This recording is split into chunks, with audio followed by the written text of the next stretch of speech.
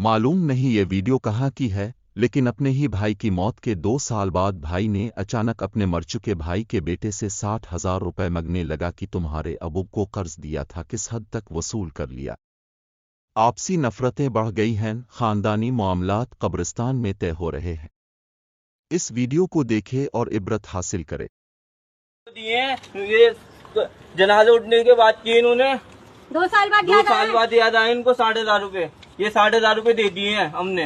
मिलना जुलना सब खत्म है अब। इनमें से कोई मरे तो हम नहीं जाएंगे, हमारे यहाँ से कोई मरे खुशी हो ये लोग नहीं आएंगे। खुशी में न मरने में किसी में नहीं आएंगे। और ये घर पे नहीं आएगी हमारे, वो मैं बताऊंगी। ये उस घर पे नहीं आएगी अब। नहीं, ना हमारी बहन आएगी तेरे घर पे, ठीक है ना ये आएगी। वो मैं बताऊंगी। ये बैठा हुआ बेटा भाई बोल बे, सही है ना?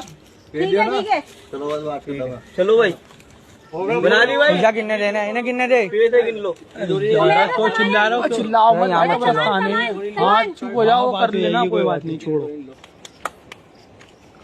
ये मेरा सामान है भाई, ये भी पूछ कैसे उठाएगा वो बतलाएगा अभी बता के जाओ। यहाँ भाई पर सामान कैसे उठाओगे, रखोगे, ये बता के जाओ।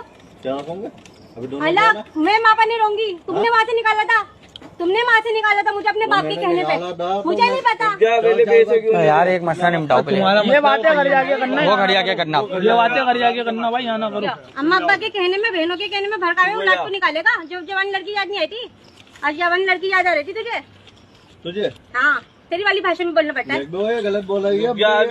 बदतमीजियां मत करो, यहाँ पे कब्रिस्तान है, चुप हो जाओ। घर के बाद घर पे कर लेना भाई सबको कब्रिस्तान में आना है। कोई बात नहीं, खाला फिर भी मेरी बहन भाई